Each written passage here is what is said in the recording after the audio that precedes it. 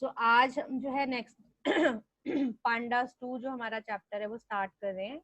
सो हमने यहाँ पर एक डिक्शनरी 2D डिक्शनरी की मदद से डेटा फ्रेम क्रिएट किया है।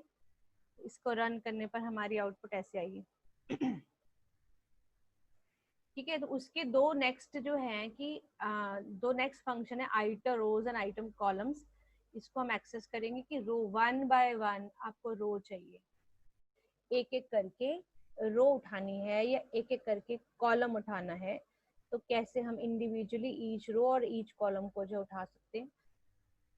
उसके लिए हमारे पास आइटर रोज एंड आइटर कॉलम होता है, मतलब लूप लगाना चाहते हैं हम रोज के ऊपर और कॉलम्स के ऊपर भी। तो अब हमने यहाँ पे ये फंक्शन का नाम है आइटर रोज। आइटर का मतलब होता है लूप चलाओ, आइटरेशन से वर्ड बना है आइटर। रोज के ऊपर लूप चलाओ, मतलब अब हम देखें तो ये हमारी रो थी, ये हमारा पहला कॉलम है, ये पहला कॉलम है और ये पूरी फर्स्ट रो है हमारी राम रहीम वाली। ठीक है, फर्स्ट रो। ठीक है, तो ये हमारी फर्स्ट रो, सॉरी ये राम के मार्क्स। इसको हम इस तरह से देखें तो ज्यादा बेटर पता चलेगा। इसको एक बार रन कर लेते हैं।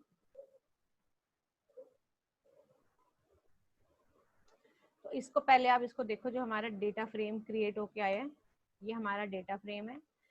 तो ये हमारा डेटा फ्रेम है, इसमें से पहली जो जब हम इस पे लूप लगाते हैं तो ये पहला उठाएगा, इसको बोलते हैं रो इंडेक्स। ये रो इंडेक्स लेबल है और ये उसका पूरी रो का जो है वो डेटा है। तो जब हम लूप लगा रहे हैं तो वो हमें पहले क्या करके रहे, ये पूरी एक रो उठा रहे हैं, जिसमें से वो हमें इसको हम अपने वेरिएबल रो इंडेक्स में डलवा रहे हैं। वो दो चीजें देता है, एक रो इंडेक्स और एक रो का डेटा। तो ये रो इंडेक्स है, हमारी रो इंडेक्स वेरिएबल है, और ये हमारा पूरा का पूरा जो है एक रो डेटा है। ठीक है, तो हमें दो चीजें देते हैं, रो इंडेक्स और उसका डेटा। तो हमने यहाँ पे रो इंडेक्स नाम से मैंने एक वेरिएबल लिया है, जिसके अंदर मैंने इसे डलवाया है। ये देखो, ये हमारा रो इंडेक्स है जिसके अंदर मैंने इसे डलवाया, और ये रो डेटा है जिसके अंदर हमारी ये पूरी रो जो है in the form of a series आ रही है। ये याद रखना है कि ये जो है रो इंडेक्स की फॉर्म में, जब हम रो उठाते हैं तो ये रो की हेडिंग जो है वो रो इंडेक्स में चली जाती है, और ये रो डेटा, ये जो नाम तो अपनी मर्जी का दिया हुआ है, रो डेटा नाम की एक सीरीज क्रिएट हो जाएगी जिसके अंदर पूरी की पूरी रो उठ के चल जाएगी। तो मैंने यहाँ पर जो है ये प्रिंट कराई हुई है रो। मैं यहाँ पर एक न्यू लाइन लगा देती हूँ थोड़ा, ताकि ठीक है, तो ये रो इंडेक्स भी मैं उसके साथ थोड़ा सा गैप के साथ थोड़ा प्रिंट होएगा तो ज्यादा बेटर पता चलेगा आपको। एक एक रो, तो ये पहली रो है हमारी। देखिए पहली रो राम, ये राम उठाई, रो इंडेक्स में गया है, और ये आपका रो का डेटा हो गया जो सीरीज की फॉर्म में आया। ठीक है, फिर ये दूसरा नाम आ गया, ये रो इंडेक्स हो गई और ये रो का डेटा हो गया। फिर ये तीसरा हो गया और ये चौथा हो गया।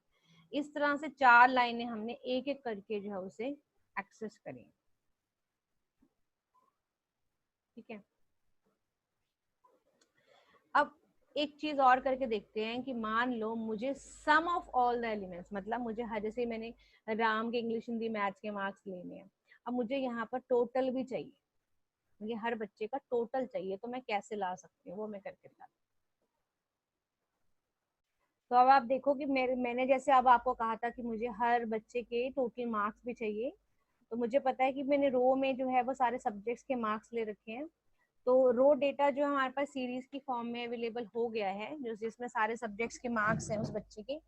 तो मैंने यहाँ पे सम फंक्शन जो है, जो पहले भी आप सम फंक्शन वैसे यूज कर चुके, जो न्यूमेरिक्स के ऊपर चलता है, जो सम निकालता, तो मैंने सम फंक्शन उसके ऊपर यूज किया रो डेटा के ऊपर।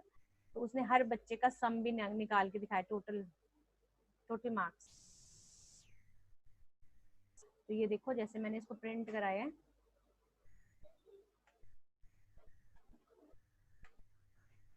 तो ये हमारा स्टूडेंट राम है, ये total marks of Ram 302, total marks of Rahim 323, ये 400 में से, क्योंकि मैंने आउट ऑफ 100 लिए, 363, और टोटल मार्क्स ऑफ जॉन 313। अभी जो यहाँ पर एक बात ध्यान रखनी है कि इस समय जो ये टोटल मार्क्स हैं, ये आपके उस जो सीरीज रो डेटा नाम की जो सीरीज आई है उसका हिस्सा नहीं है। ठीक है ना, तो उसके अलग हमारे पास टोटल जो है, हमने उसके ऊपर लेकिन सम निकाला और हमारे पास टोटल जो है वो आ गया। ठीक है, तो लेकिन ये याद रखना है कि जो सीरीज होती है वो सीरीज कैसी होती है, सीरीज जो है वैल्यू म्यूटेबल होती है, यानी उसकी वैल्यू तो हम बदल सकते हैं, पर एक बार क्रिएट होने के बाद हम उसके अंदर इंसर्ट नहीं कर सकते, नई रो नहीं हम उसके अंदर नई और रो इंसर्ट जो है वो नहीं कर सकते।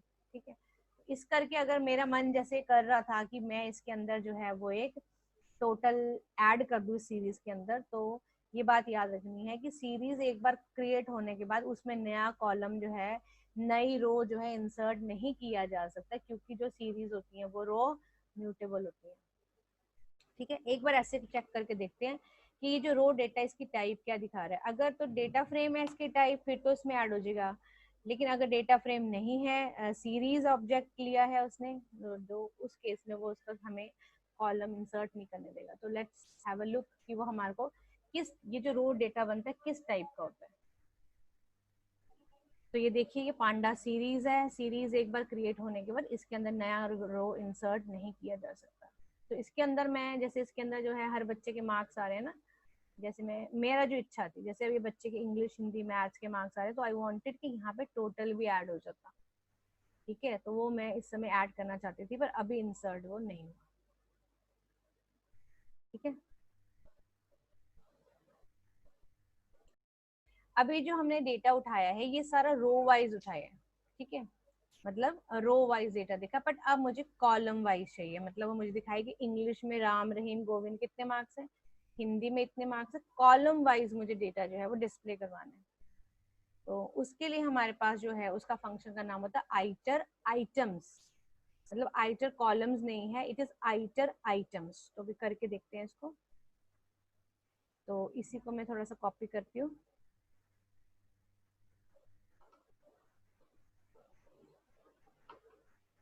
तो ऐसे ही वो भी हमें कॉलम इंडेक्स ही देगा। मैं इसको इसको चेंज कर देती हूँ, कॉल इंडेक्स कर देती हूँ और कॉलम डेटा लिख देती हूँ, ताकि थोड़ा आसान हो जाएगा अंडरस्टैंड करना बात को भी। और फंक्शन का नाम है आइटर आइटम्स। ठीक है, तो कॉलम इंडेक्स का मतलब जो कॉलम लेबल है, उसको कॉलम, उसको कॉलम लेबल भी बोल सकते हो, थोड़ा ज्यादा अच्छा लगता है कॉलम लेबल। कॉलम लेबल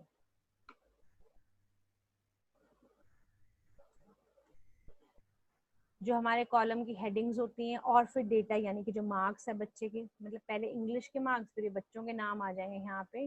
तो टाइप तो सीरीज की फॉर्म में उठा के देगा, तो ये याद रखना है। तो ये हमारा कॉलम डेटा। ठीक है, तो अभी इसको मैं कमेंट बना देती हूँ, इसकी जरूरत पड़ी तो देख लेंगे, बट अभी पहले इसको देखते हैं कि कॉलम वाइज हमें उठा के देता है कि नहीं। आइटर आइटम्स, ये देखिए। तो अब इसने क्या किया, हमने पहले हमेशा डेटा फ्रेम पे प्रॉपर नजर होनी चाहिए। सबसे पहले डेटा फ्रेम है, ये कॉलम है मेरा, तो फर्स्ट कॉलम उठाया इंग्लिश, ये कॉलम डिटेल्स राम रहीम गोविंद। तो राम रहीम गोविंद जॉन के उसने दिखा दिया। उसके बाद हिंदी के मार्क्स दिखाए हैं।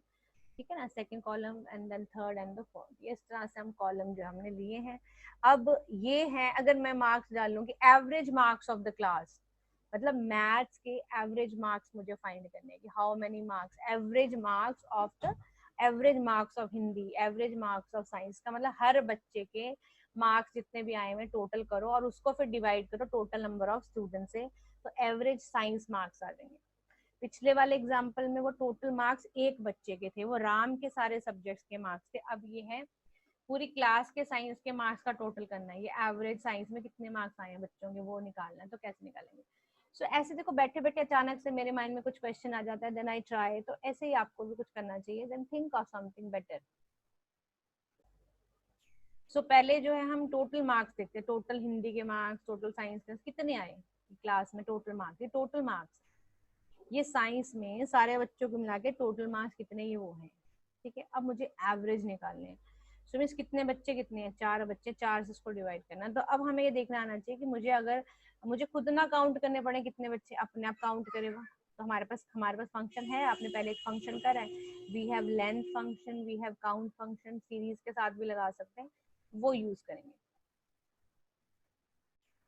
तो यहाँ देखो कि हमने क्या किया है, ये सम ऑफ मार्क्स, ये क्लास के टोटल मार्क्स हैं सब्जेक्ट के, और ये काउंट माने कितने बच्चे हैं, हमें काउंट फंक्शन पढ़ा था पहले। तो काउंट से मुझे पता चल गया टोटल बच्चे कितने हैं क्लास में। ये क्योंकि नॉन एन वैल्यूज उठाता है, जो मिसिंग वैल्यूज है उनको नहीं उनको छोड़ देगा, जिनमें वैल्यूज डली है सिर्फ उन्हीं को डिवाइड करेगा। तो लेंथ से हम एन वाली वैल्यूज वाली रोज भी काउंट कर लेते हैं, लेकिन काउंट से सिर्फ नॉन एन वैल्यूज हमें पता चलती हैं। तो हमने sum of total values divided by, तो average marks, average English marks, average Hindi marks जो है वो मेरे पास आ गए हैं।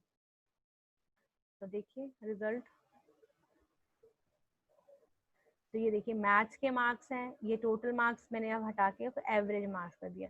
तो एवरेज मार्क्स है सबका सम divided by the total number of students. तो टोटल यहाँ पे 82% है एवरेज। ठीक है,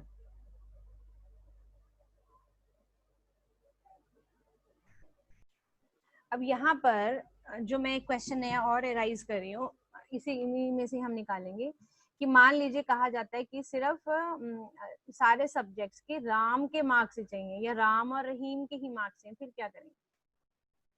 राम के मार्क्स चाहिए या राम और रहीम के मार्क्स चाहिए, तो फिर क्या करेंगे? अभी तो सभी के उठा के दे रहे हैं, है ना, सिर्फ राम के मार्क्स चाहिए। अब मुझे सिर्फ राम के पहले देखते हैं, फिर राम और रहीम दोनों के देखेंगे।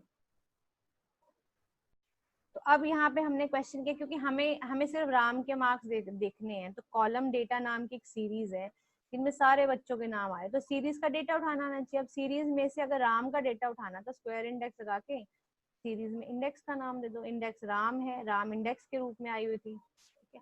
तो ये हमें सिर्फ राम के मार्क्स जो है वो उठा के दे देगा। ये देखिए, ये सिर्फ राम के मार्क्स है, हिंदी के मार्क्स है राम के, मैथ्स के मार्क्स है, साइंस के मार्क्स है, ऐसे किसी पर्टिकुलर का भी उठा सकते हैं। राम और रहीम पहले दोनों है, फर्स्ट टू, ठीक है, वो भी करके देख लेते हैं। ये तो सिर्फ राम के उठाने के लिए, अगर फर्स्ट टू चाहिए, मतलब एक तरह से अब हमें स्लाइसिंग करनी आनी चाहिए। अगर फर्स्ट टू के बोलो मैंने राम और रहीम पहले दोनों है, देख लेते हैं करके। ये नाउ दिस इज एक्सपेरिमेंटेशन, नए नए क्वेश्चन अपने माइंड में लेकर आओ। देखो राम और रहीम के आ गए, है ना, क्योंकि आपको बस ये पता होना चाहिए कि अब आपके पास एक सीरीज आ गई है, हर रो जो आती है वो एक सीरीज की फॉर्म में आ रही है, हर कॉलम जो यहाँ पे हम आइटम्स यूज किया तो यानी कॉलम आ रहा है, सीरीज की फॉर्म में आ रहा है, तो मुझे क्या क्या उठाना है, ठीक है ना। अब जैसे क्वेश्चन था कि मुझे राम रहीम और था ना जॉन, राम और जॉन के चाहिए होते, फिर ये राम और जॉन के चाहिए।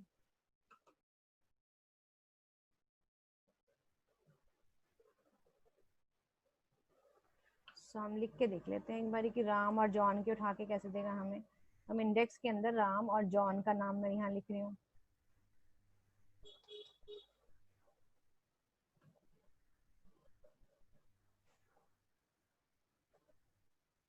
ठीक है, तो इसका मतलब है कि हमें अगर थोड़ा सा सीरीज ऑपरेशन अच्छी तरह से आता है तो हम हर बच्चे का उठा सकते हैं।